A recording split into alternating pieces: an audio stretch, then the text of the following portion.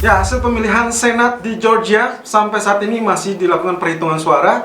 Dan menurut sumber yang saya dapatkan di per jam 10 pagi tadi, kurang lebih sampai saat ini kedua calon dari Partai Demokrat mengungguli lawan politiknya. Tentunya dengan informasi tersebut mengisyaratkan akan terjadi peralihan kekuasaan di Senat tentunya, dikarenakan Partai Republik, kedua incumbent dari Partai Republik mengalami kekalahan yang cukup signifikan.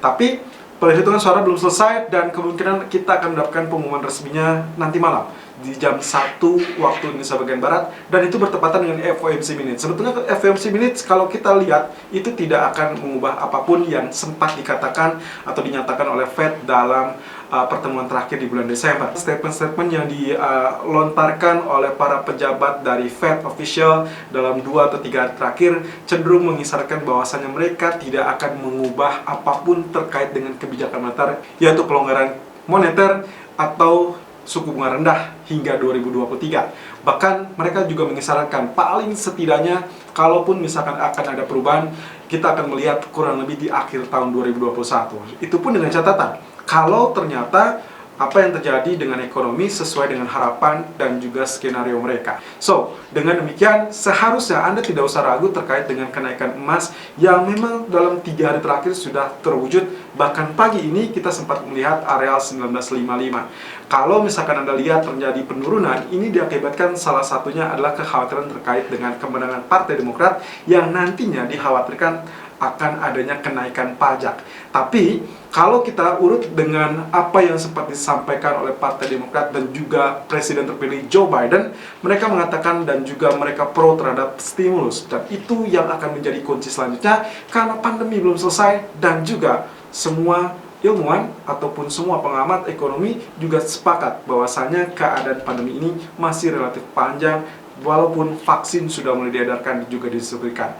Oke, kemudian apa yang akan terjadi untuk hari ini? Perhatikan juga, jangan lupakan rilis data ADP ya. Di sini adalah ADP Employment Change yang diperkirakan akan melemah di 88.000 berbanding dengan previous berada di 307.000. Artinya ini akan ada pelemahan terkait dengan sektor lapangan pekerjaan yang nantinya akan mengerucut atau mengarah kepada rilis data non-farm payroll di hari Jumat. Hati-hati, kemungkinan swing high, swing low untuk pagi ini ataupun sampai malam hari akan kita dapatkan relatif lebar, dan saya berharap apapun yang terjadi dengan areal dip itu adalah kesempatan untuk melakukan buy dengan zona 1924 sebagai zona psikologis, dan kita masih memiliki PR utama adalah inverse head and shoulder dengan target utama 1983. Meskipun areal terdekat historical pass berada di 1965. Kita lihat technical view 6 Januari 2021. Irfan untuk Agrodana. Technical Outlook 6 Januari 2021, dan kita kembali dengan ulasan hari ini terkait dengan DXY Outlook ataupun US dollar yang ternyata kembali semakin tertekan. Apalagi hari ini kita akan mendengarkan atau melihat hasil perhitungan dari pemilihan Senat di Georgia, Amerika. Dan apakah ini akan mengakibatkan dolar semakin tertekan apa tidak? Well, isunya kurang lebih seperti demikian. Jadi seperti apa yang sempat kita ulas beberapa minggu atau bahkan 1 bulan terakhir, bahwasanya kalau memang ternyata terjadi blue wave, of course ini akan mengakibatkan more spending yang akan dikeluarkan oleh pemerintahan Joe Biden akan relatif mudah dikarenakan Senat ataupun DPR, dalam hal ini Kongres, tentunya dikuasai oleh Partai Demokrat. Jadi kemungkinan termasuk stimulus cek senilai $2.000 pun per orang akan kemudian dimudahkan untuk pengelontorannya. Tapi totally outlook secara globalnya masih dalam fase tekanan, tapi hati-hati juga dengan pola kenaikan ya. Kenaikan saya rasa 89.79 itu akan menjadi area resisten, sementara untuk pola candlenya sendiri sangat meyakinkan untuk terjadinya kembali tertekan. Berarti kita akan mendapatkan new low untuk US dollar. Kita bisa lihat dari pola grafik H4 yang paling mudah. Andai kata selama ini kita menggunakan bantuan dari trendline kuning dan itu terbukti sangat baik dan juga menunjukkan pola pergerakan yang cenderungannya adalah semakin melemah.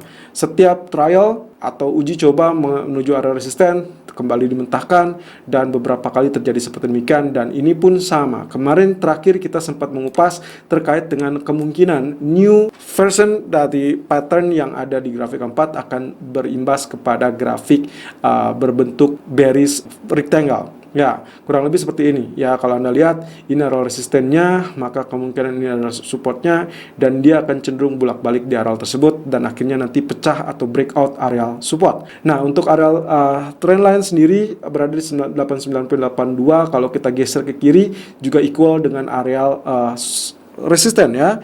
Ini adalah area historical price yang kali ini juga menjadi area resisten. Jadi kemungkinan potensinya akan relatif tertahan di area tersebut lalu kemudian turun. Jadi kemungkinan kalaupun misalkan hasil pemilihan Senat ini dimenangkan Demokrat lalu dikhawatirkan adalah terkait dengan pajak lalu kemudian akhirnya membuat dolar sedikit menguat, maka efeknya akan relatif sementara. Karena ujung-ujungnya mereka akan melihat sebagai kebijakan moneter yang diusung oleh Fed lalu juga dengan kebijakan stimulus more spending yang akan dikucurkan oleh pemerintahan Joe Biden. Kemudian di grafik 1 jam atau H1 kita mendapatkan pola yang relatif flat ataupun cenderung sideways. Anda bisa lihat di sini dan kemarin kita juga bermain dengan pola yang kita curigai sebagai double top, which is area tersebut sangat-sangat dimudahkan untuk menguji area neckline. Tapi sayangnya dia sempat spike di pagi hari, lalu kemudian seperti yang Anda lihat di sini dia sedang kembali mengalami tekanan. So, kalau misalkan neckline kurang lebih 49 atau 89.40 ini ditembus, maka kita akan mendapatkan new low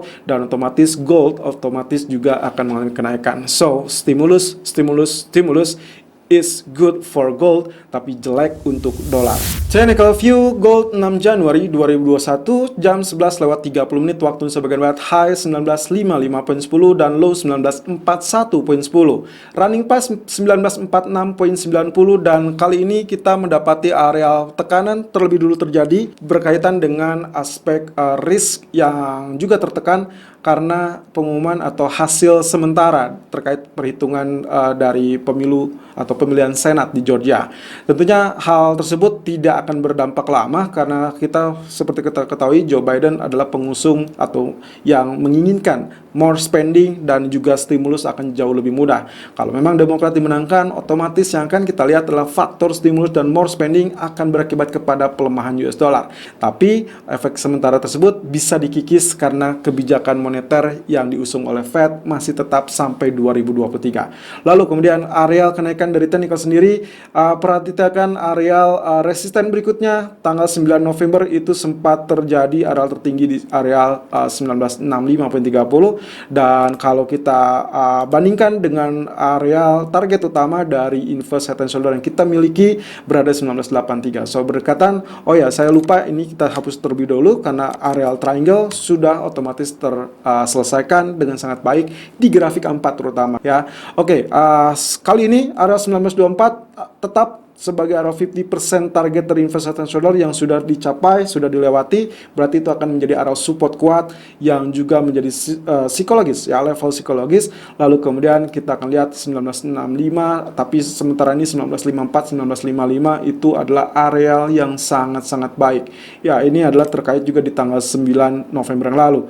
Kalau Anda perhatikan candle ini, penutupan adalah atau area tertinggi adalah 1965.30, tapi ditutup di zona 1862. Sementara pembukanya adalah 1954.60. Jadi kalau kita asumsikan secara historical price, sangat wajar kenapa pagi ini di sesi Asia kita menemukan benturan atau pertahanan di zona 1955.10. Karena kalau kita tarik ini maka kemungkinan potensinya sejajar. Jadi kemungkinan potensi inilah yang mengganggu area kenaikan pagi tadi.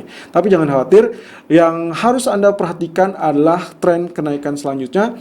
Ingat, saya pernah mengupas tentang dua pola yang bisa saja terjadi, yaitu terkait inverse head and shoulder yang itu sudah terselesaikan atau relatif sudah kurang lebih nyaris 2/3 perjalanan. Lalu kemudian kita akan menentukan terkait dengan Elliott Wave. Nah, itu nanti akan kita kupas kembali. Tentunya di grafik H4-nya, kalau misalkan Anda lihat di sini potensi pergerakannya, ya sama sekali kita tidak menemukan pola ya. Kalau kita perkecil terlebih dulu, ya otomatis yang inverse head and shoulder di grafik H4 pun belum terselesaikan.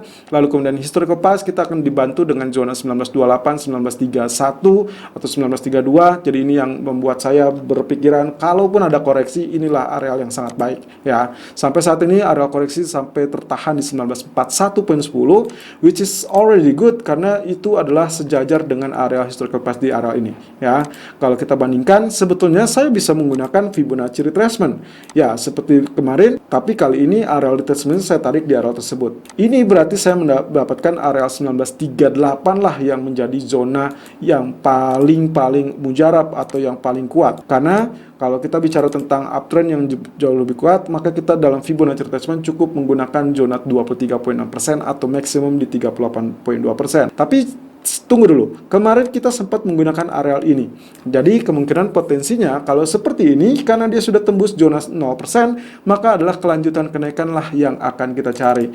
Nah, untuk mencari area kelanjutan kenaikan, maka kita akan menggunakan Fibonacci expansion, dan saya tarik dari A, B, C, yang mana saya dapatkan zona seperti demikian. Dan saya mendapatkan zona 1969 sebagai zona Fibonacci expansion berikutnya, yang artinya target utama atau target terdekat dari atau pasca penembusan zona Fibonacci retracement tersebut adalah zona 1969. Di grafik H1 tidak kalah juga dengan area kenaikan yang lebih mumpuni. Lalu kemudian ini ada area biru, dan juga area biru yang kedua adalah support kedua kita. Anda perhatikan di sini 1943, 1945 atau kita sampaikan 1940 itu juga masih termasuk kategori support. Lalu kemudian juga support kedua 1929, 1931 atau 33 lebih tepatnya, maka ini adalah support kedua. Jadi kalau misalkan Anda berpikir oke, masih akan ada area koreksi, silakan Anda nantikan area support kedua. Tapi kalau misalkan Anda berpikir support pertama ini sudah cukup, maka Anda layak untuk melakukan buy sekarang. So,